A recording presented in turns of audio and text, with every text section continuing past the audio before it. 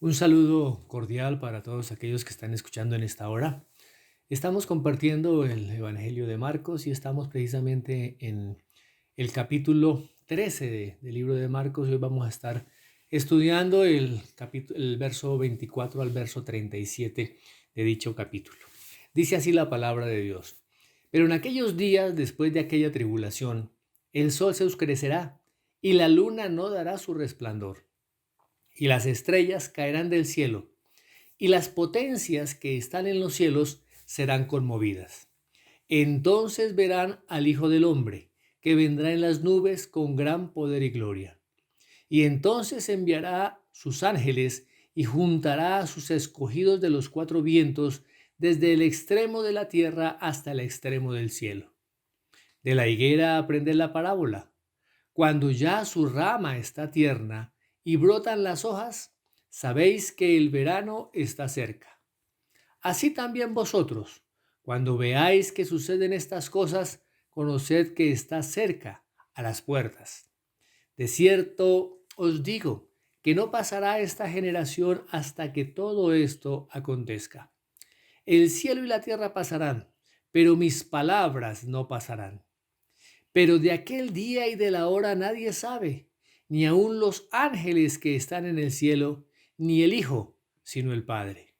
Mirad, velad y orad, porque no sabéis cuándo será el tiempo. Es como el hombre que yéndose lejos dejó su casa y dio autoridad a sus siervos, y a cada uno su obra, y al portero mandó que velase. Velad, pues, porque no sabéis cuándo vendrá el Señor de la casa, si al anochecer, o a la medianoche, o al canto del gallo, o a la mañana, para que cuando venga de repente no os halle durmiendo. Y lo que a vosotros digo, a todos digo, velad.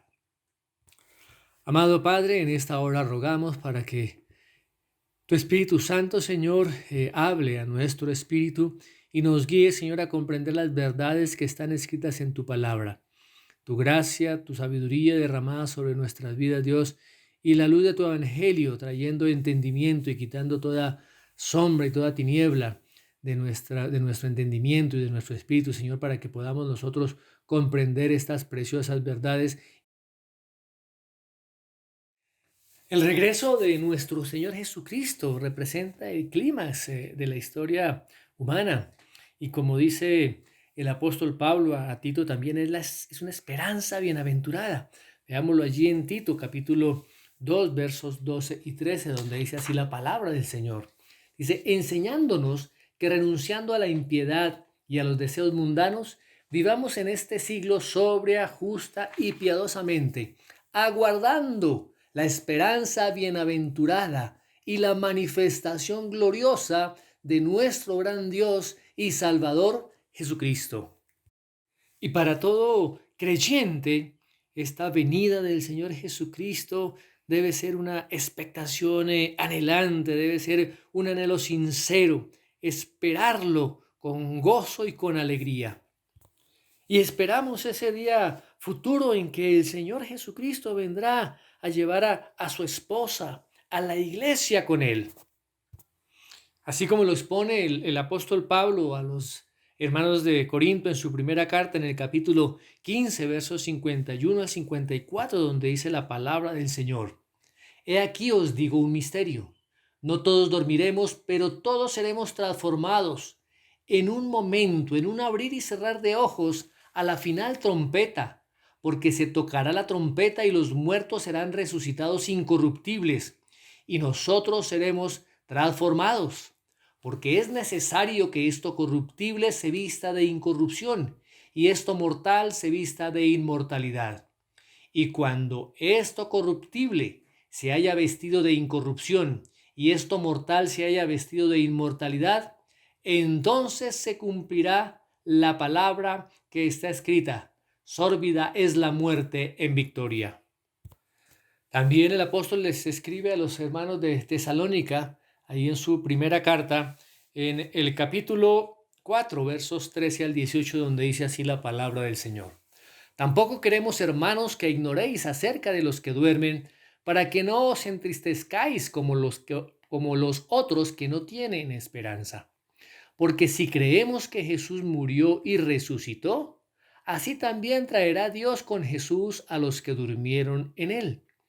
Por lo cual os decimos esto en palabra del Señor, que nosotros que vivimos, que habremos quedado hasta la venida del Señor, no precederemos a los que durmieron. Porque el Señor mismo, con voz de mando, con voz de arcángel y con trompeta de Dios, descenderá del cielo, y los muertos en Cristo resucitarán primero. Luego nosotros, los que vivimos, los que hayamos quedado, seremos arrebatados juntamente con ellos en las nubes para recibir al Señor en el aire, y así estaremos siempre con el Señor. Por tanto, alentaos los unos a los otros con estas palabras.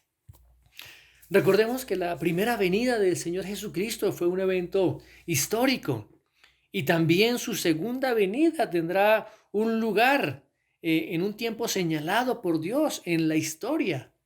Ahora, recordemos que su primera venida fue en forma humana, como un bebé, como un ser humano que nació en un establo.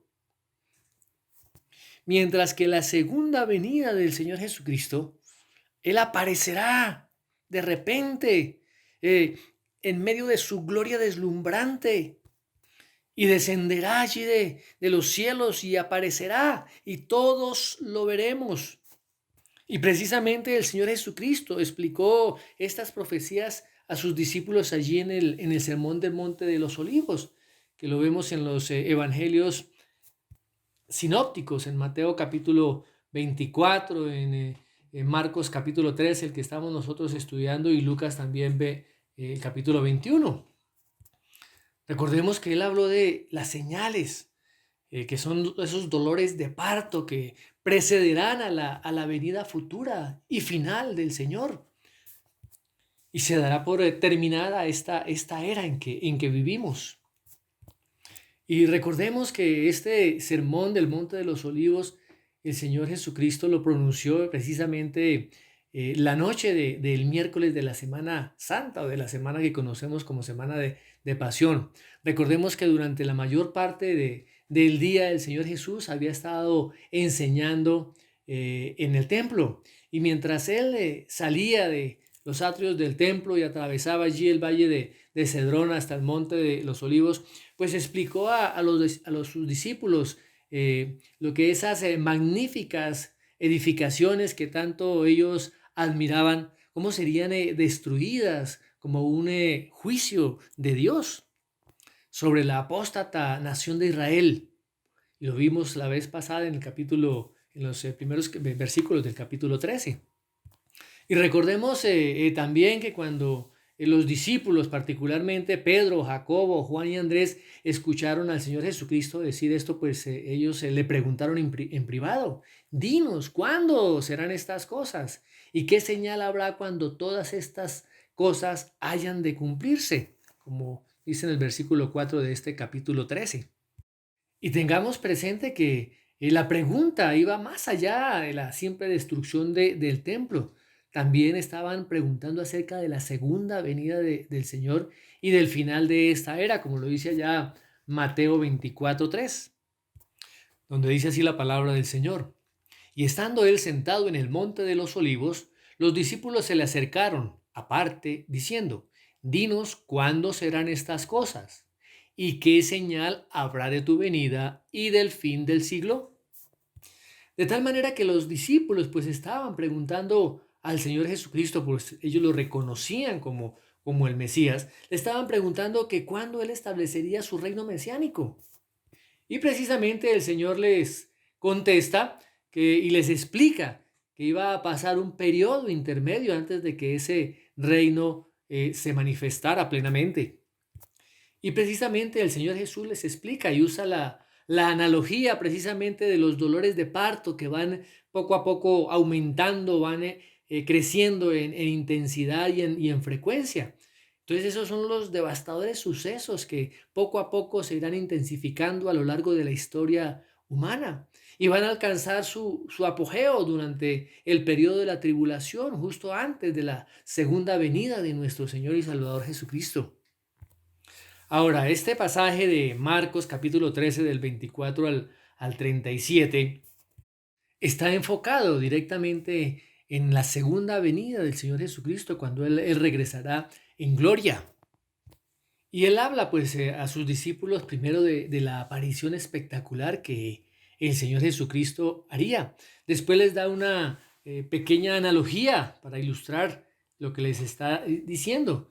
Y tercero, pues subraya la autoridad soberana de su palabra al predecir el futuro. Y por último, el Señor Jesucristo pues emite una sombría advertencia para todos aquellos que estarán vivos en la tierra al momento en que Él regrese.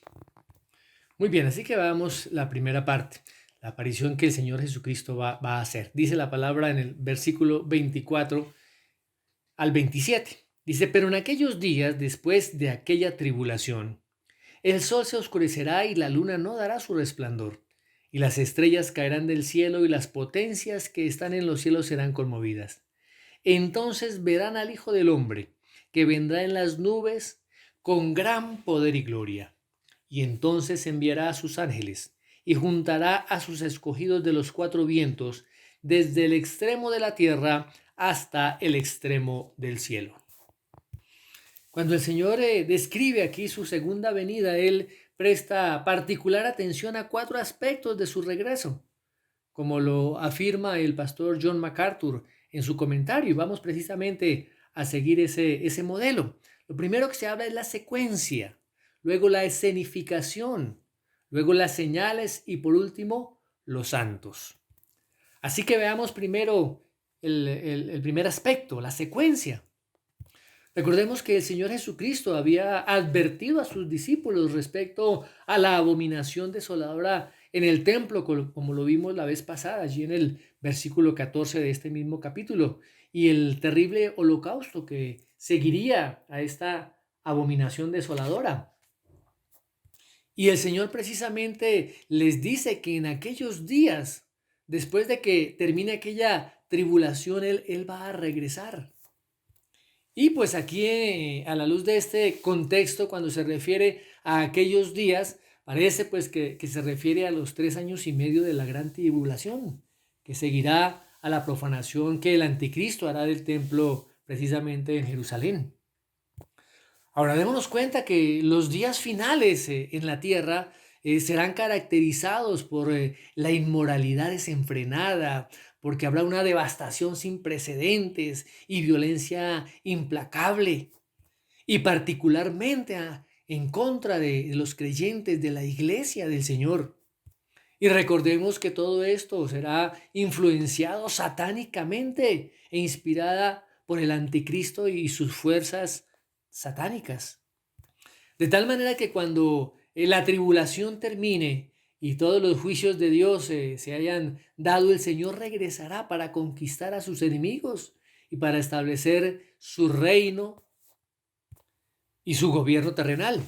Muy bien, veamos el segundo aspecto, que es la escenificación.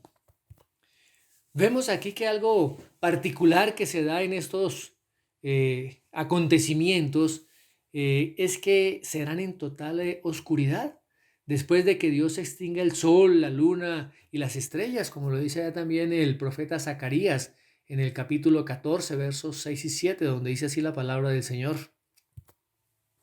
Y acontecerá que en ese día no habrá luz clara ni oscura.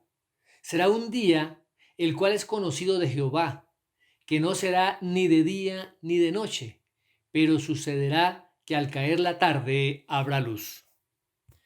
Pero más tarde, como dice también el profeta Isaías, se volverán a encender estas lumbreras.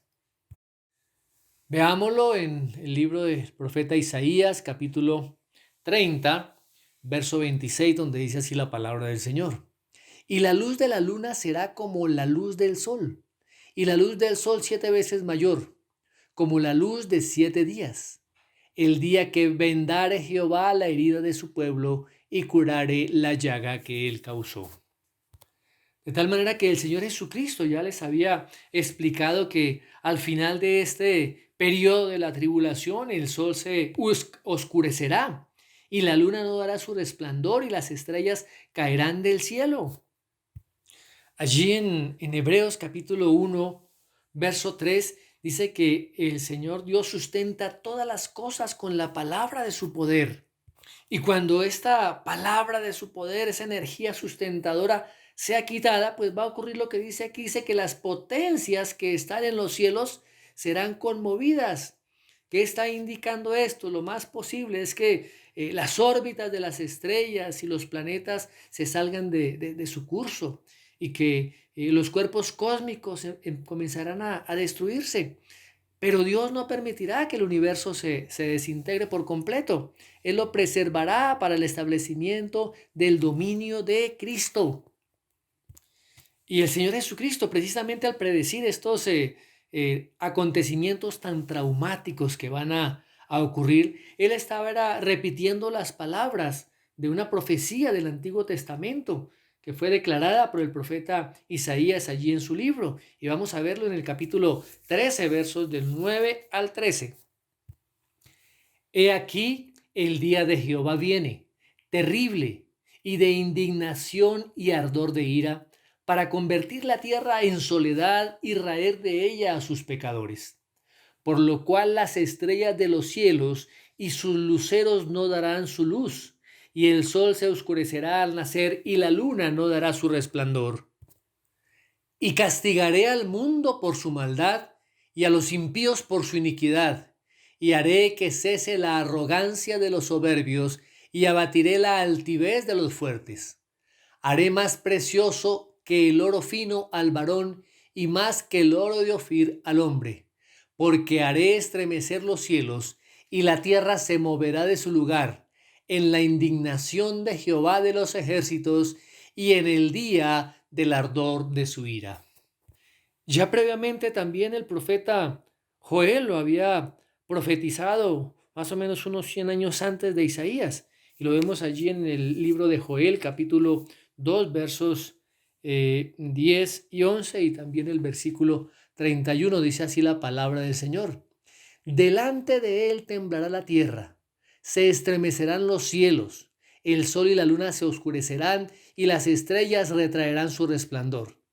Y Jehová dará su orden delante de su ejército, porque muy grande es su campamento. Fuerte es el que ejecuta su orden, porque grande es el día de Jehová y muy terrible. ¿Quién podrá soportarlo? Y versículo 31. El sol se convertirá en tinieblas y la luna en sangre antes que venga el día grande y espantoso de Jehová. Y también otros profetas predijeron los devastadores sucesos que ocurrirían durante la gran tribulación, como lo vemos en el profeta Ezequiel, en Ageo, en Sofonías, en Zacarías. De tal manera que las palabras del Señor Jesucristo pues corresponden exactamente a lo que el Antiguo Testamento había prometido que se llevaría a cabo durante ese día escatológico del Señor, en que Él establecería su gloria ante este mundo, y todo el mundo lo vería. Ahora, ¿cómo responderán los incrédulos que estén vivos en la tierra cuando se comiencen a dar todos estos acontecimientos, cuando haya todas estas situaciones en particular? Ellos reaccionarán con terror, con confusión. Como se menciona allí en el Evangelio de Lucas, capítulo 21, versos 25 y 26, donde dice así la palabra del Señor. Entonces habrá señales en el sol, en la luna y en las estrellas, y en la tierra angustia de las gentes, confundidas a causa del bravío del mar y de las olas, desfalleciendo los hombres por el temor y la expectación de las cosas que sobrevendrán en la tierra, porque las potencias de los cielos serán conmovidas. De tal manera que los habitantes de la tierra que estén en ese momento estarán conmocionados en extremo, con un temor insoportable por todo aquello que está sucediendo. Muy bien, veamos el tercer aspecto, que es la señal. Recordemos que en ese momento habrá total oscuridad y de manera repentina el Señor Jesús se manifestará, aparecerá desde el cielo con los ángeles en llama de fuego, como lo menciona allí el segundo libro de Tesalonicenses, capítulo 1, versos 7 y 8, donde dice así la palabra del Señor. Y a vosotros que sois atribulados, daros reposo con nosotros, cuando se manifieste el Señor Jesús desde el cielo, con los ángeles de su poder, en llama de fuego, para dar retribución a los que no conocieron a Dios ni obedecen al Evangelio de nuestro Señor Jesucristo. De tal manera que la presencia del Señor será inconfundible y todo el mundo será testigo de su aparición. Como lo menciona el apóstol Juan allí en el libro de Apocalipsis, capítulo 1, verso 7, donde dice así la palabra del Señor. He aquí que viene con las nubes y todo ojo le verá, y los que le traspasaron, y todos los linajes de la tierra harán lamentación por él. Sí, amén. Y recordemos que los discípulos le habían preguntado que cuándo serían estas cosas, como dice ya Mateo 24:3, como ya lo habíamos visto. Y el Señor Jesucristo les explica que la ira de Dios sería liberada para que el mundo quede repleto con esos desastres naturales y aún por las mismas crisis provocadas por el hombre. Y todo esto es un anticipo, un anticipo de la devastación que vendrá, de esa devastación futura, de ese periodo precisamente de tribulación que precede a la segunda venida del Señor Jesucristo. Pero démonos cuenta que la señal definitiva será el mismo Señor Jesús, cuando Él aparezca en todo su esplendor, cuando aparezca en toda su gloria y todo el mundo lo pueda ver. Así que exactamente como hace más de 2000 años ascendió a los cielos, también un día descenderá a esta tierra, como lo menciona el libro de los Hechos en el capítulo 1, versos 9 al 11, donde dice así la palabra del Señor. Y habiendo dicho estas cosas, viéndolo ellos, fue alzado y le recibió una nube que le ocultó de sus ojos. Y estando ellos con los ojos puestos en el cielo, entre tanto que él se iba, he aquí se pusieron junto a ellos dos varones con vestiduras blancas, los cuales también les dijeron: varones Galileos, ¿por qué estáis mirando al cielo? Este mismo Jesús que ha sido tomado de vosotros al cielo, así vendrá como le habéis visto ir al cielo. Y como lo declara aquí Marcos, que dice que todos verán al Hijo del Hombre, que vendrá en las nubes con gran poder y gloria, como lo estaba afirmando el Señor Jesucristo. Y al afirmar esto, él está tomando prestado, por así decirlo, el lenguaje de Daniel. Daniel en el capítulo 7, versos 13 al 14, donde el profeta Daniel declara, dice: he aquí, con las nubes del cielo veía uno como un hijo de hombre, que vino hasta el anciano de días y le hicieron acercarse delante de él. Y le fue dado dominio, gloria y reino, para que todos los pueblos, naciones y lenguas le sirvieran. Su dominio es dominio eterno, que nunca pasará, y su reino uno que no será destruido. Así que el Hijo del Hombre aparecerá con poder y gloria. Él regresará para establecer su reino y destruir precisamente a los impíos. De tal manera que ese día el cielo se abrirá para revelar al Rey conquistador. Ya no vendrá montado en un potrillo de un burro, como lo hizo en su entrada a Jerusalén, sino que estará sentado como el soberano eterno sobre un corcel blanco, sobre un corcel real. Y precisamente el apóstol Juan lo declara allí en el libro de Apocalipsis, capítulo 19, versos 11 al 21, donde dice así la palabra del Señor. Entonces vi el cielo abierto, y he aquí un caballo blanco, y el que lo montaba se llamaba Fiel y Verdadero, y con justicia juzga y pelea. Sus ojos eran como llama de fuego, y había en su cabeza muchas diademas, y tenía un nombre escrito que ninguno conocía sino él mismo. Estaba vestido de una ropa teñida de sangre, y su nombre es el Verbo de Dios. Y los ejércitos celestiales, vestidos de lino finísimo, blanco y limpio, le seguían en caballos blancos. De su boca sale una espada aguda para herir con ella a las naciones, y él las regirá con vara de hierro, y él pisa el lagar del vino del furor y de la ira del Dios Todopoderoso. En su vestidura y en su muslo tiene escrito este nombre: Rey de Reyes y Señor de Señores. Y vi a un ángel que estaba en pie en el sol, y clamó a gran voz, diciendo a todas las aves que vuelan en medio del cielo: Venid y congregaos a la gran cena de Dios, para que comáis carnes de reyes y de capitanes, y carnes de fuertes, carnes de caballos y de sus jinetes, y carnes de todos, libres y esclavos, pequeños y grandes. Y vi a la bestia, a los reyes de la tierra y a sus ejércitos reunidos para guerrear contra el que montaba el caballo y contra su ejército. Y la bestia fue apresada, y con ella el falso profeta que había hecho delante de ella las señales con las cuales había engañado a los que recibieron la marca de la bestia y habían adorado su imagen. Estos dos fueron lanzados vivos dentro de un lago de fuego que arde con azufre. Y los demás fueron muertos con la espada que salía de su boca del que montaba el caballo. Y todas las aves se saciaron de las carnes de ellos.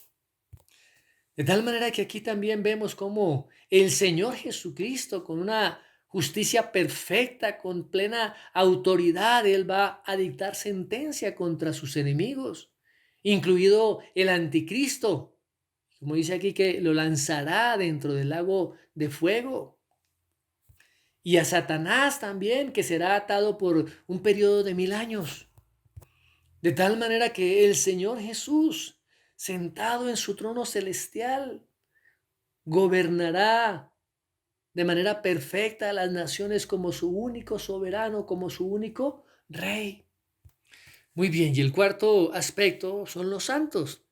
De tal manera que en su regreso el Señor estará acompañado de sus santas decenas de millares, como dice allá Judas en el versículo 14. Dice así la palabra del Señor. De estos también profetizó Enoc, séptimo desde Adán, diciendo: He aquí vino el Señor con sus santas decenas de millares. De tal manera que será un ejército celestial, donde estarán allí los ángeles y también habrá santos glorificados, como lo dice allí el apóstol Pablo en Colosenses 3:4. Dice así la palabra del Señor: cuando Cristo vuestra vida se manifieste, entonces vosotros también seréis manifestados con Él en gloria. Y también lo manifiesta allí en la primera carta a los Tesalonicenses capítulo 3, verso 13, donde dice así la palabra del Señor: para que sean afirmados vuestros corazones irreprensibles en santidad delante de Dios nuestro Padre, en la venida de nuestro Señor Jesucristo con todos sus santos.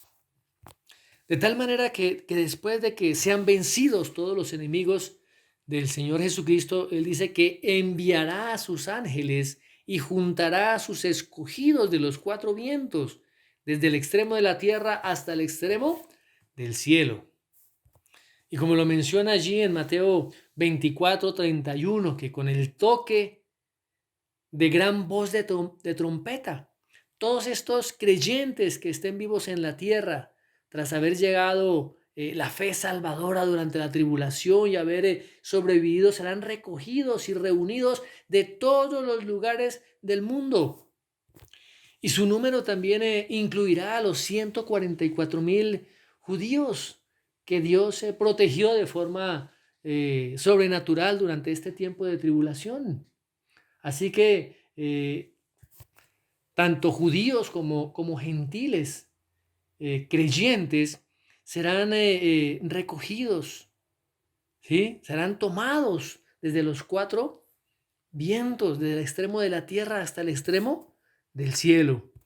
Y precisamente la característica de estas personas es que nunca se pusieron de rodillas ante el anticristo, sino que permanecieron fieles al Señor Jesucristo, al Dios verdadero, y por eso serán recompensados por su Rey. Por eso serán recibidos en su reino majestuoso, como lo dice allí Lucas 21-28. Dice así la palabra del Señor: cuando estas cosas comiencen a suceder, erguíos y levantad vuestra cabeza, porque vuestra redención está cerca.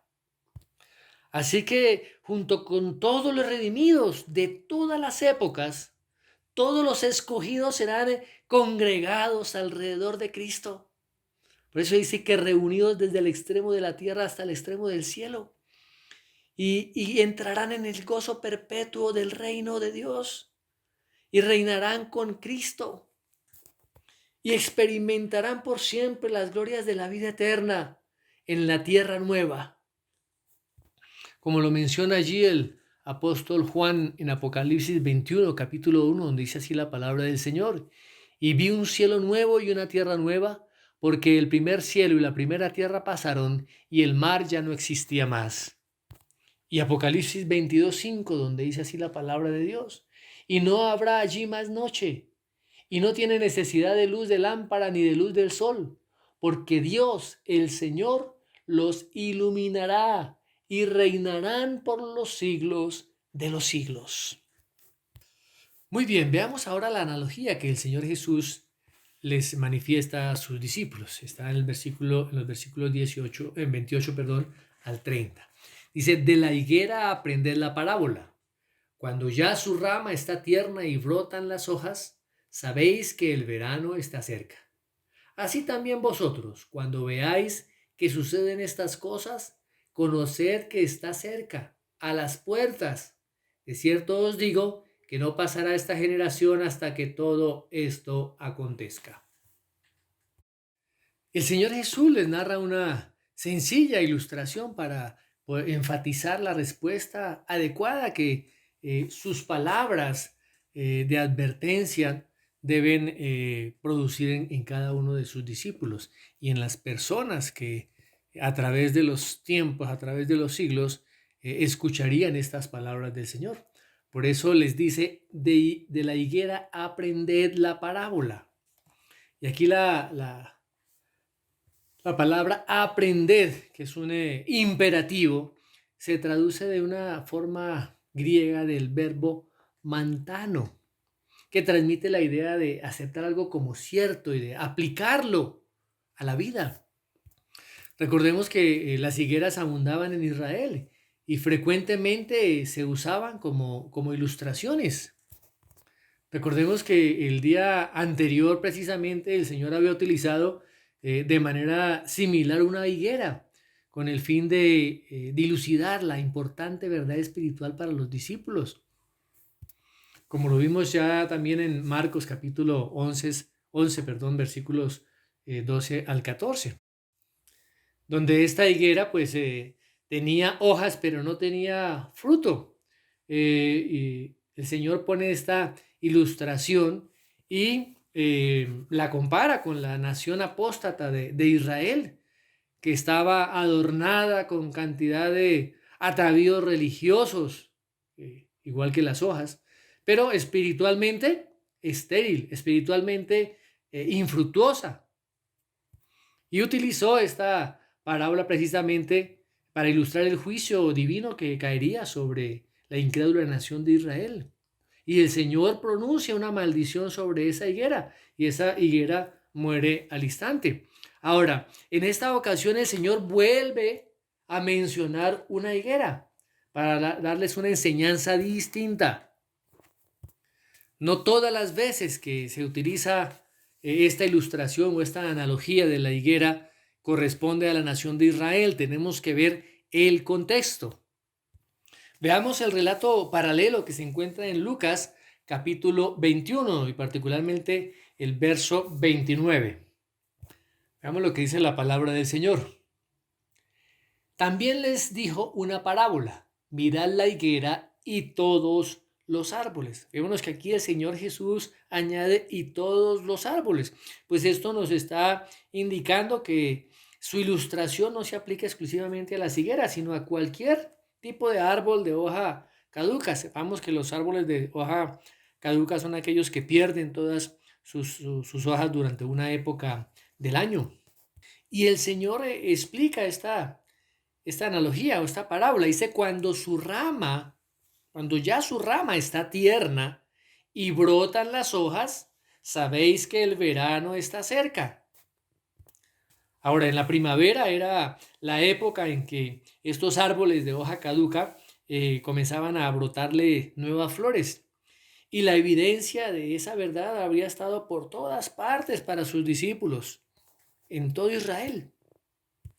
Y precisamente esta analogía que explica el Señor Jesús, pues ilustra las características que van a darse cuando el Señor venga. Por eso el Señor les dice, así también vosotros, cuando veáis que suceden estas cosas, conoced que está cerca, a las puertas.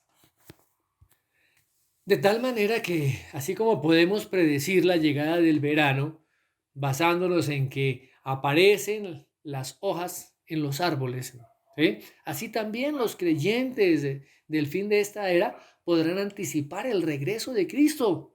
¿Cuándo? Cuando presencien todas estas cosas.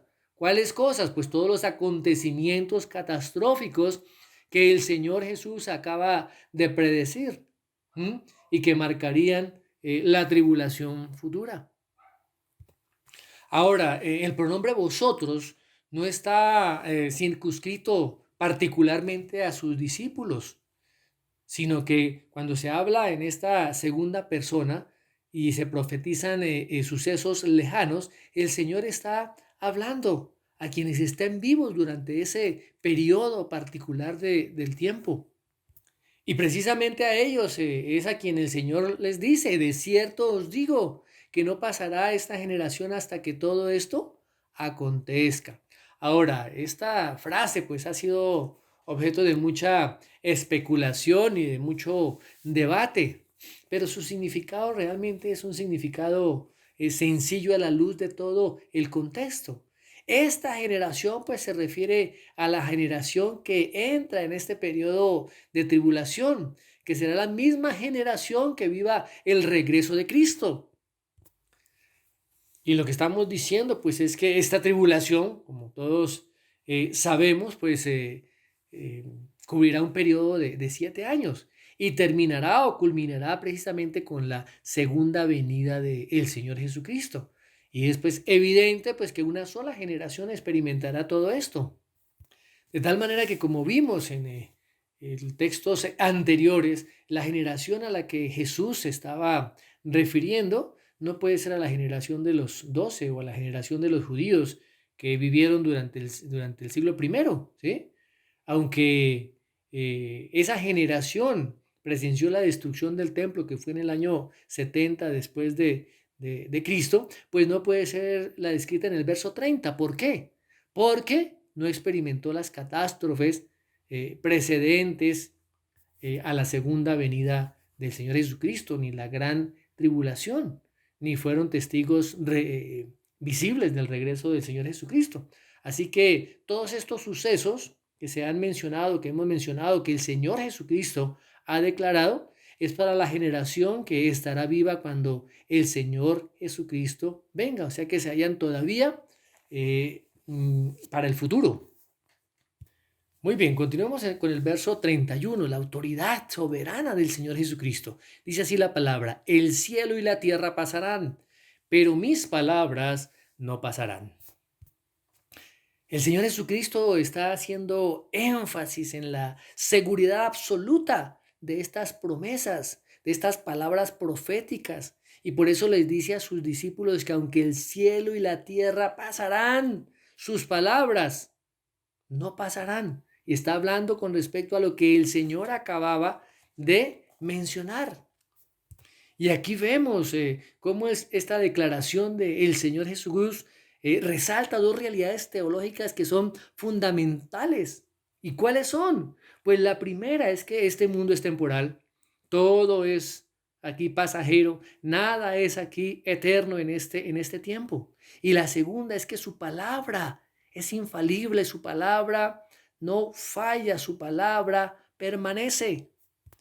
Ahora, la palabra de Dios, la Biblia, es clara en que esta tierra no es un planeta permanente. Recordemos lo que dice allí el apóstol Pedro a sus lectores en la segunda carta, en el capítulo 3, versos 10 al 13, donde dice así la palabra del Señor. Pero el día del Señor vendrá como ladrón en la noche, en el cual los cielos pasarán con grande estruendo, y los elementos ardiendo serán deshechos, y la tierra y las obras que en ella hay serán quemadas.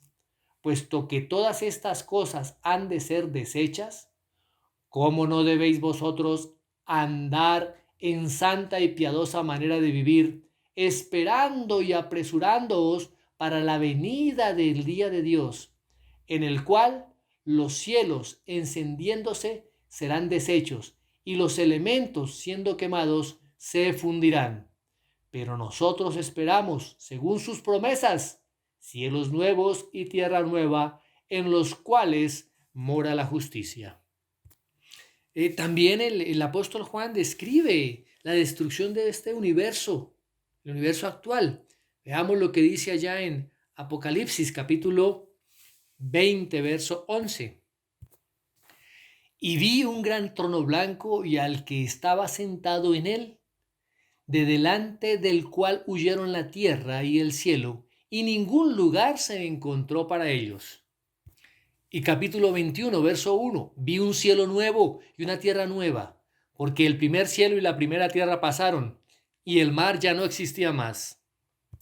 Y el profeta Isaías también lo menciona en el capítulo 65, verso 17, donde dice así la palabra de Dios, porque he aquí que yo crearé nuevos cielos y nueva tierra, y de lo primero no habrá memoria, ni más vendrá el pensamiento. Y en el capítulo 66, también en el verso 22, dice así la palabra de Dios, porque como los cielos nuevos y la nueva tierra que yo hago permanecerán delante de mí, dice Jehová, así permanecerá vuestra descendencia y vuestro nombre. De tal manera que los cielos y la tierra actuales serán reemplazados con un cielo nuevo y una tierra nueva.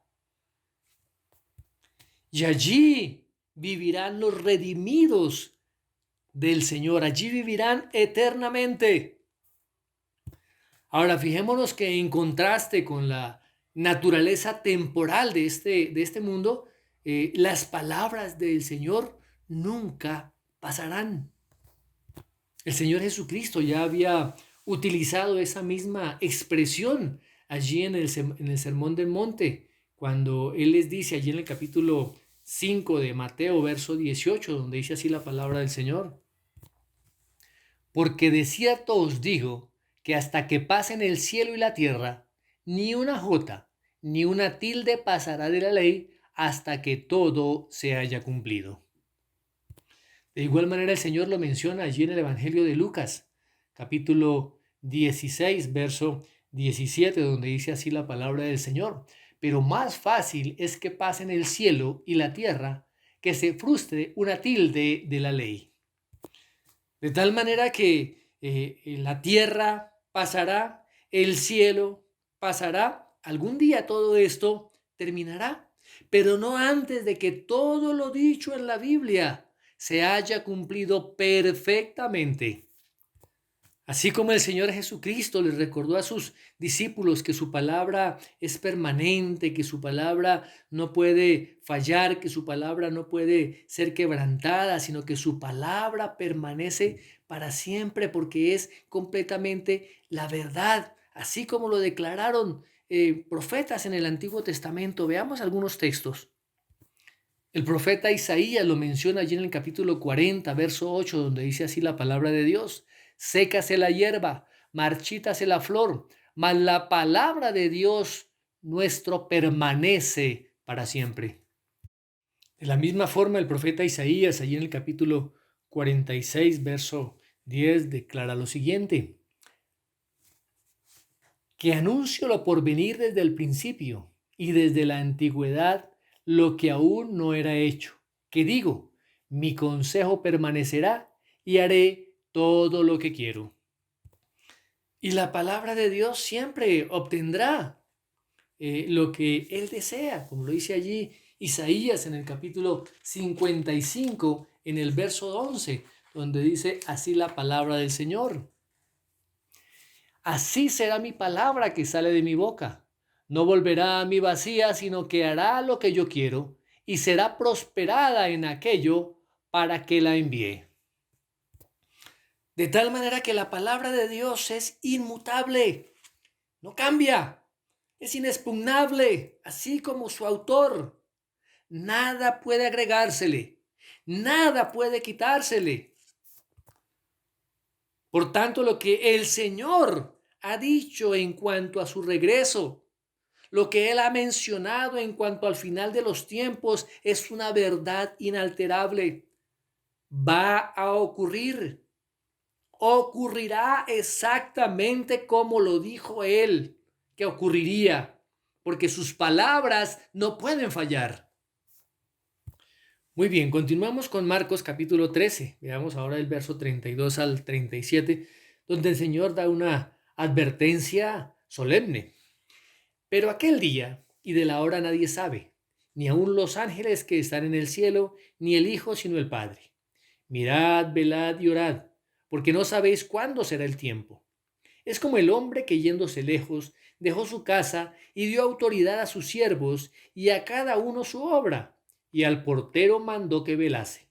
Velad pues, porque no sabéis cuándo vendrá el Señor de la casa, si al anochecer, o a la medianoche, o al canto del gallo, o a la mañana, para que cuando venga de repente no os halle durmiendo. Y lo que a vosotros digo, a todos digo, velad. Para todos los cristianos actuales, esta revelación que el Señor hace por medio de su palabra, de lo que ocurrirá en los últimos tiempos, es una verdad prometedora. Pero para las personas que estén vivas cuando estos hechos comiencen a suceder, pues esta profecía adquiere una extrema urgencia. Por eso es que el Señor Jesús recalca 4 veces en los últimos 4 versículos aquí de Marcos la urgencia de estar velando, de estar alerta. Fijémonos que en el versículo 23 dice, mirad y velad, mirad, velad y orad. En el verso 34 también le mandó al portero que velase. En el verso 35, velad pues. Y en el verso 37, velad. De tal manera que cuando se vean las señales que el Señor describe, deben reconocer inmediatamente que su regreso es inminente.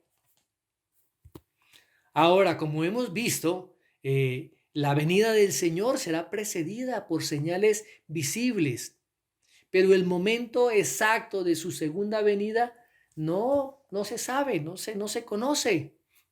Jesús mismo lo dijo, pero de aquel día y de la hora nadie sabe, ni aun los ángeles que están en el cielo, ni el Hijo, sino el Padre.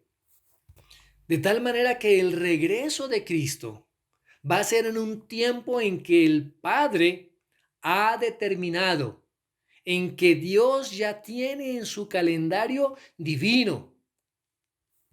Y las palabras que el Señor Jesús nos da aquí excluyen, mis amados hermanos, cualquier posibilidad de que alguien pueda predecir con seguridad el regreso de Cristo. Hay muchos que se han levantado para decir que Cristo regresará en tal fecha. Y estos son profetas mentirosos, son engañadores, porque la palabra de Dios lo dice, pero de aquel día y de la hora nadie sabe, ni aun los ángeles que están en el cielo, ni el Hijo, sino el Padre.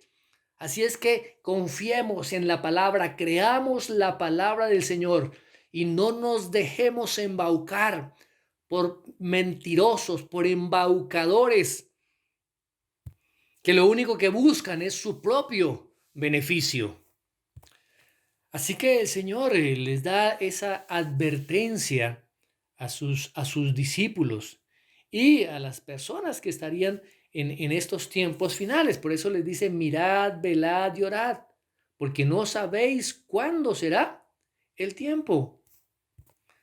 Así que solamente Dios sabe el momento exacto de la venida de Cristo. ¿Y qué tenemos que hacer los creyentes?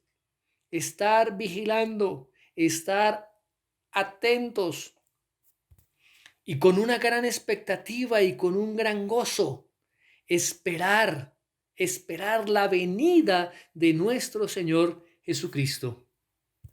Ahora, démonos cuenta que el Señor Jesucristo les da aquí una ilustración de lo inesperado que será esa segunda venida. Y lo explica de esta manera. Dice, es como el hombre que yéndose lejos dejó su casa y dio autoridad a sus siervos y a cada uno su obra, y al portero mandó que velase. Démonos cuenta que aquí el Señor Jesús les presenta una analogía.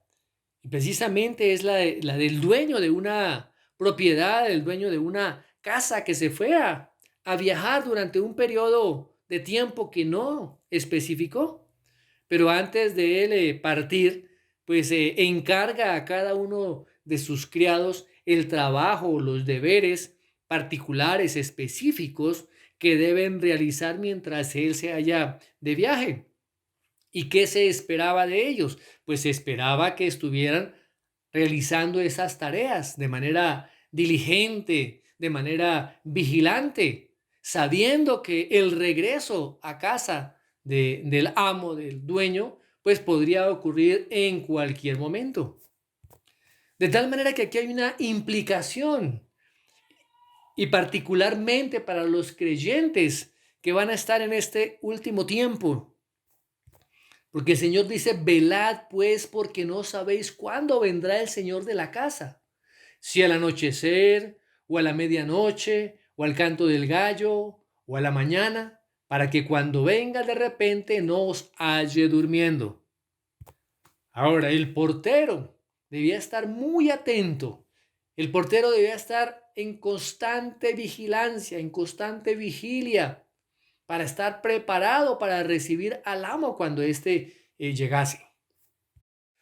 Ahora, la vigilancia romana estaba formada por 12 horas, entre las 6 de la tarde y las 6 de la mañana del día siguiente. Y esta la dividían precisamente en 4 periodos de 3 horas. El primero de ellos era de las 6 de la tarde a las 9 de la noche. El segundo de las 9 de la noche hasta la medianoche. El tercero entre la medianoche y las 3 de la mañana.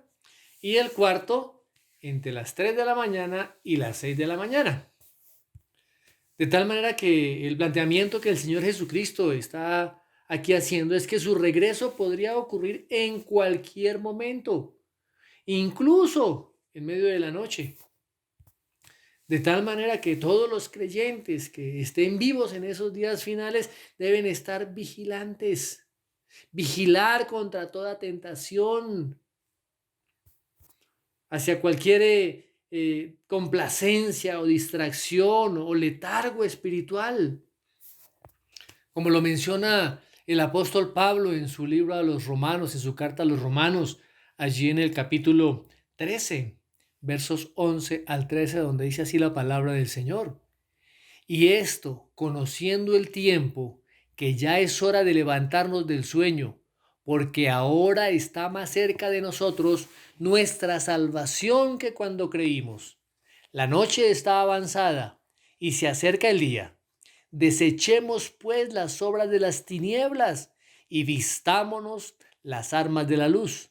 Andemos como de día, honestamente, no en glotonerías y borracheras, no en lujurias y lascivias, no en contiendas y envidias.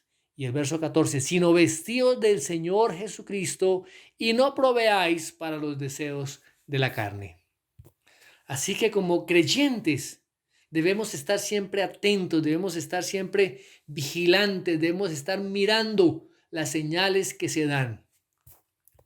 Y finalmente en el versículo 37 del capítulo 13 de Marcos, el Señor nuevamente repite este encargo y es con urgencia que Él lo hace.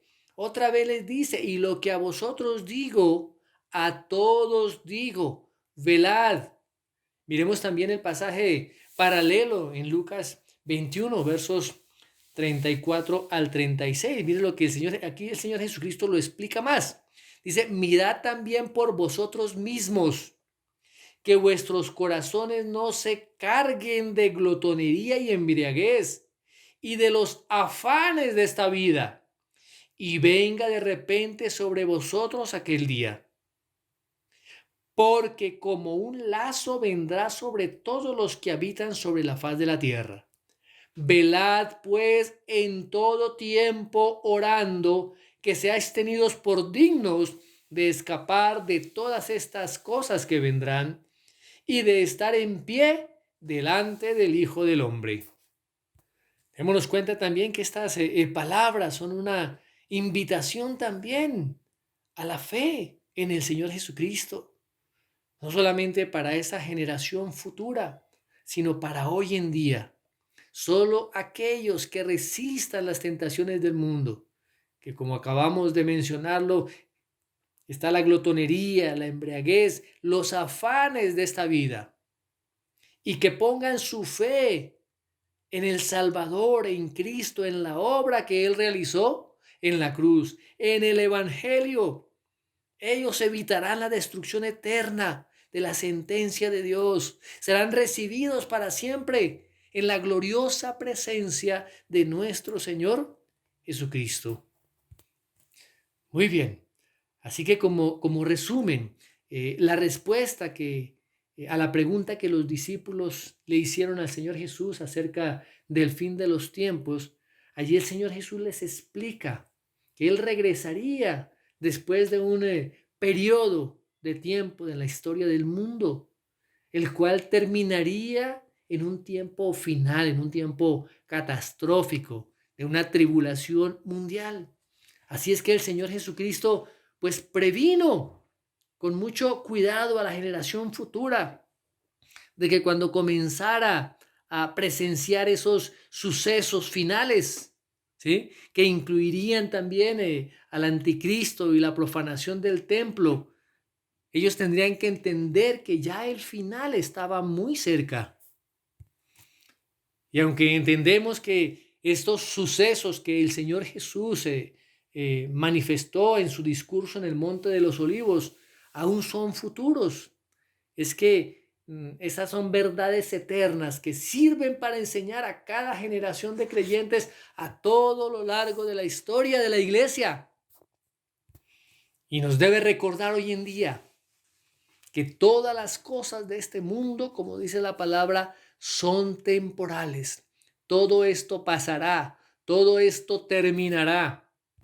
Y que todos aquellos que han sido redimidos por la sangre de Cristo, por la obra del Señor Jesucristo, son ciudadanos del reino de Dios, un reino eterno que se manifestará aquí en la tierra cuando el Señor Jesucristo venga en su gloria. Por otra parte, también nos debe proporcionar una motivación fuerte, convincente, para que cada uno de nosotros, los creyentes, podamos proclamar el maravilloso evangelio del Señor Jesucristo a todos aquellos que están pereciendo, a todos aquellos que no lo conocen, con el propósito de que puedan salvarse del inminente juicio de Dios que vendrá sobre toda la humanidad.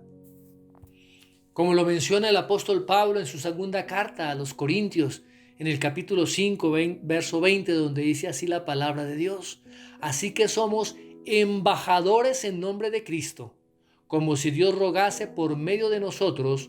Os rogamos en nombre de Cristo, reconciliaos con Dios.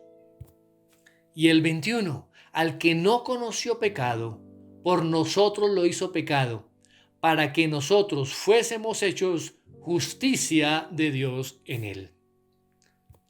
Y para terminar, las palabras del apóstol Pedro en su segunda carta, versos capítulo 3, perdón, versos 14 y 15, donde dice así la palabra del Señor.